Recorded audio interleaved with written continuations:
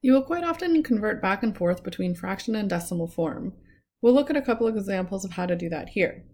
When converting from fractions to decimals, you simply need to divide the numerator by the denominator.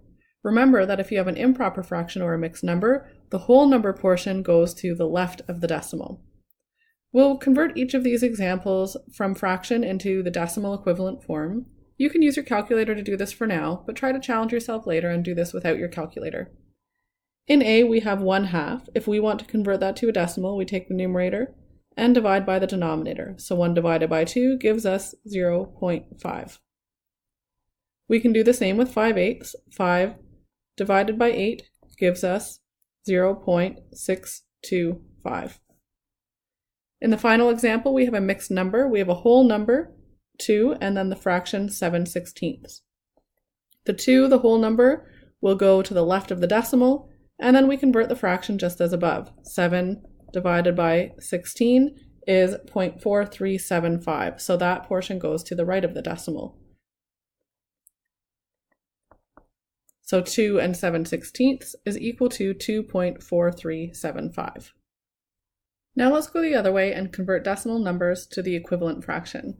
Let's start with example A and go through the steps.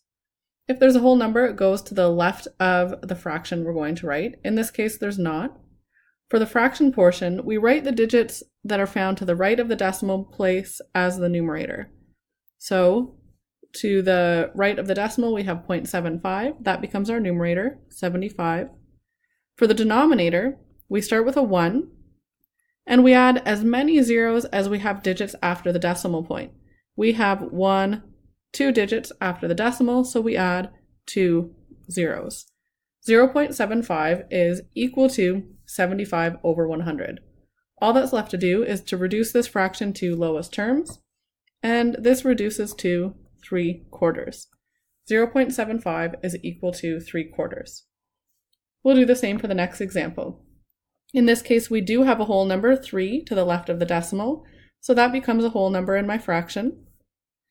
For the fraction portion, I take any digits to the right of the decimal, so in this case 5, as my numerator, and I write my denominator. I start with a 1, and I include as many zeros as I have digits after the decimal point. In this case, there's only 1 digit, so 1 0. So 3.5 is equal to 3 5/10. Now I'll just reduce that fraction to lowest terms. The whole number stays the same. I'm just reducing the fraction portion, and 5/10 reduces to 1/2. So 3.5 is equal to 3.5. In the next video, we'll look at some specific applications for these fraction and decimal equivalents.